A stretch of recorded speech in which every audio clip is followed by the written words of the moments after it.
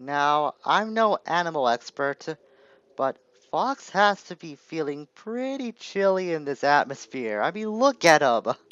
He's not exactly dressed for weather, and considering that this place is turning into nighttime soon, I imagine the wind chill here isn't gonna get any better for him. So if I were Fox, I'd get through this place as soon as possible. But we gotta save Prince Tricky, so we're gonna take our time doing that. Greetings all, it's Blue Knight, and welcome back to Starfox Adventures.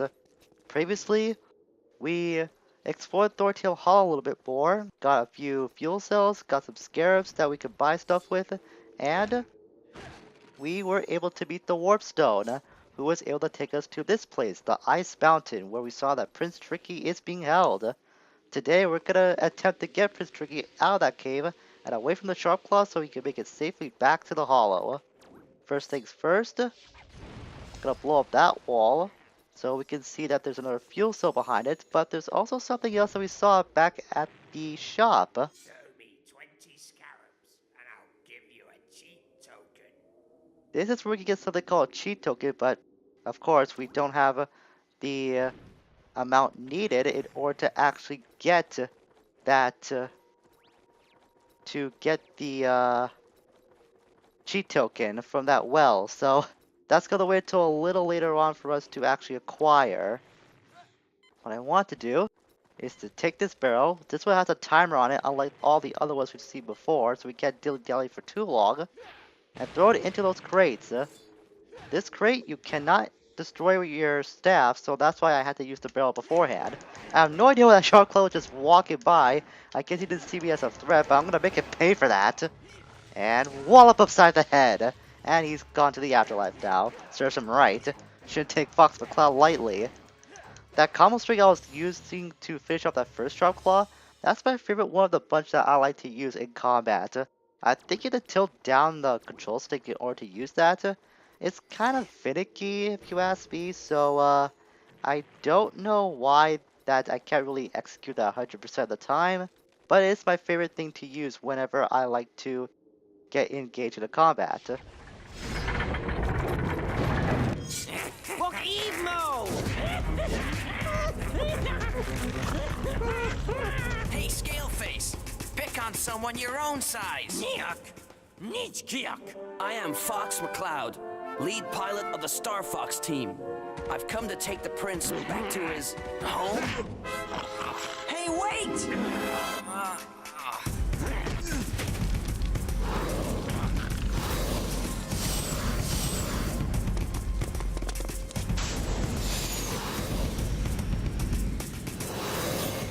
And now we're in a speed racing segment of sorts to get our way back to Prince Tricky before the Sharp Claw do. Controls are simple here, just use A to accelerate, I believe B brakes. Well, I should say believe, it does say that in the game according to the HUD. And control stick boosts your little vehicle. I actually want to lose this race on purpose because I saw a couple of fuel cells back at the entranceway beforehand. So that's why I want to actually lose this race first, so that in case I don't actually forget about those specific fuel cells that we left behind back at the start of this race. As you saw, there is a guaranteed way to kill the Sharp Claw. It's to break while you're ahead of them in a tunnel, and they'll collide you so much that they'll actually die. But they can slip by if you're not careful enough, so it's not a foolproof plan, but if you're able to execute it, then you are able to get rid of the Sharp Claw, but of course I don't want to do that right now since I do have my reasons of doing so. So while we are slowing down waiting for this inevitable loss to happen, I'd like to talk more about the warpstone that we used to get to Ice Mountain. There was actually going to be two places that we could use it when this game was going through Dinosaur Planet to use the warpstone mechanic with. Originally the Thortail Hollow was called Swapstone Hollow, and there were two characters that were named Rocky and Rubble. They were known as the Swapstone twins. I'll get to that a little bit more as we see Fox get clobbered. It's so weird to see Fox get easily punked up by a bunch of amateur Sharp Claw soldiers like that. You'd think he'd be a lot more capable to handle those guys on his own, but no, he just gets made look like a fool from start to finish if you're not able to finish the race on your first go. Anyways, more about the Swapstone twins. They are mentioned in unused text as a way to actually swap play between Crystal and Saber, who I talked about briefly in the last episode. The Hollow is used to swap to Saber, and another place called Swap Stone Circle, which we will see later on in the game in its final form, so to speak, was going to be used to swap the Crystal. From what I gathered, each of them had their own separate world that they will be able to explore on their own, so that's why the Swapstone mechanic thing was a thing. But this mechanic ended up being scrapped because of two major reasons. One, when DK64 was released, I believe, when this game was being developed, a lot of people were actually complaining that the swapping thing with the Kongs was actually annoying. I never really heard about that complaint before, but I can actually believe that. So that was one major reason why the swapping thing in this game ended up getting scrapped. The other thing was that the gameplay, from what I gathered, wasn't that different between Saber and Crystal. So that's another reason why that they did away with the whole swapping thing. And I'm actually gonna lose this race. I actually lost this race again. I can't believe it. I guess if I wasn't paying attention, or more attention rather, to those mines, I would have not lost this twice in a row. That doesn't usually happen with me. I guess that's what I get for talking my butt off about miscellaneous stuff.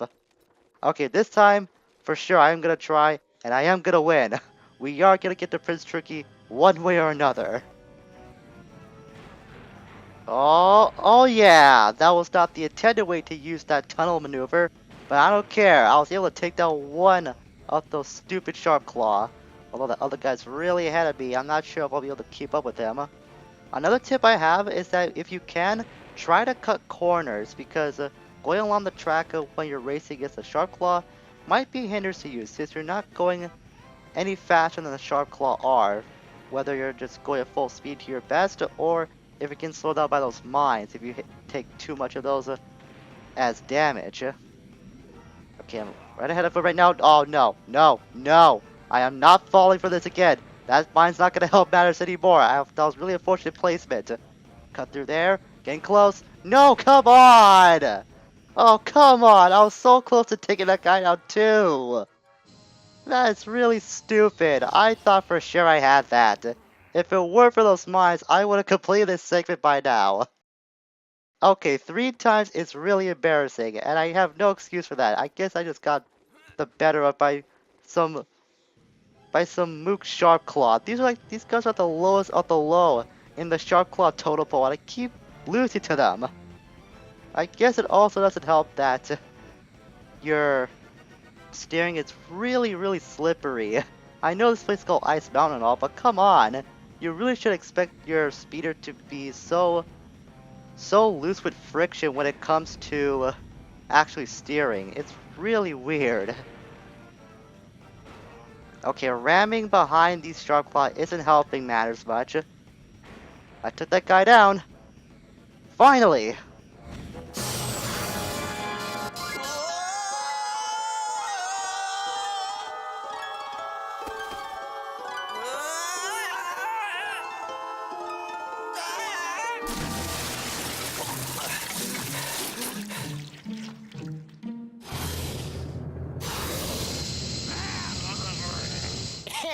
Ue sizbu aku kutsuk furu, e uet rovekwat rodan. What? Ue sizbu aku kutsuk furu, e uet rovekwat rodan. I can't understand you.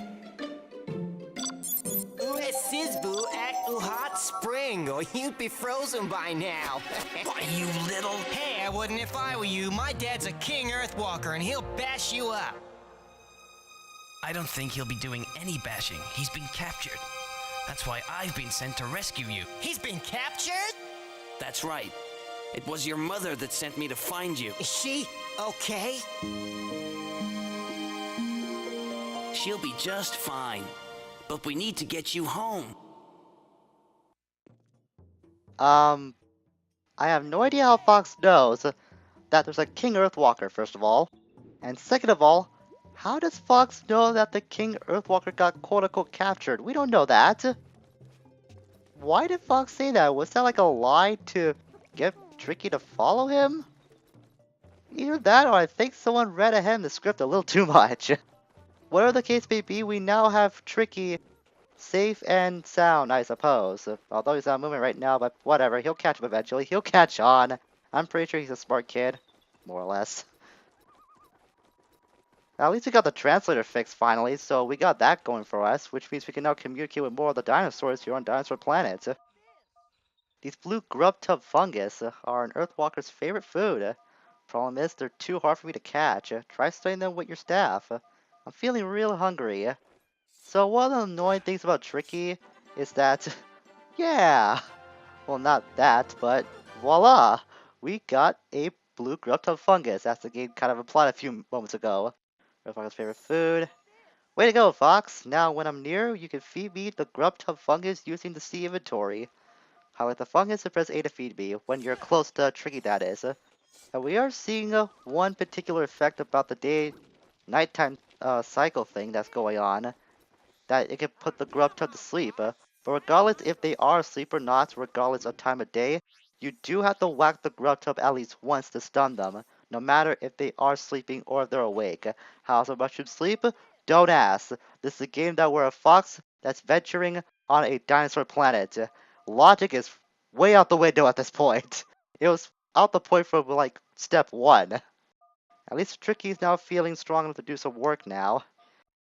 Look for a crack in the ground, then open the inventory and access the sidekick menu. That's the one with my picture on it. Highlight the icon that displays find secret, and then press A. Maybe I'll cover something cool. From what I read up, Tricky was supposed to have this command immediately upon you actually getting to him, but they decided to pad that out a little bit. I guess they had to make room for like the grub tub mechanic somehow. So now we can use the switch to weigh it down, and that'll take us to another switch of sorts. Or so we thought. Hey Fox, I thought we were teammates. Open the C inventory, then give me my stay command, and I'll sit on the switch for you. That's the reason why I wanted to use that. And Tricky's apparently too far away for that. Is that gonna work? Hey, that works. Nice. Okay. I guess when it's near like a proxy-based switch or something like that, then the stay command can be used for more than one use. I guess I'll have to keep that in mind. That's kind of weird to know, but I guess I got that to now keep in mind for the future. And as soon as we got Tricky, we're gonna abandon the little guy. There's just no way he could get to the other side. I mean, I didn't see a path to get to the other side of this lava pit when we were going to get this grub tub. So I guess mission failed already, right? See the crack in the rock? Well, that's what I mentioned. That's what I was alluding to. You're gonna say think mission failed, but no. The Earthwalkers have teleporting powers. Again, don't ask me how, they just do, just roll with it. But again, Tricky's just telling us more about this find secret command, so we can not only use that to uncover stuff in the ground, but stuff in the walls as well if we come across these cracks. So we'll use that to advance further. And we'll get to the other side. I guess I'll feed Tricky in the meantime. I got one grub tub with me, but that's fine. If he ends up pestering me more, then that's just gonna annoy me a little bit. Not gonna lie about that. Let's see.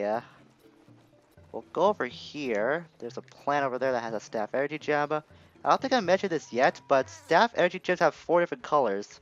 Well, I mentioned about the color thing, but there are 4 various colors that you can find. I believe it from weakest to best, it's green, red, yellow, and blue. So, like I said before, depending on what color you get for those gems, will determine how much energy you get back.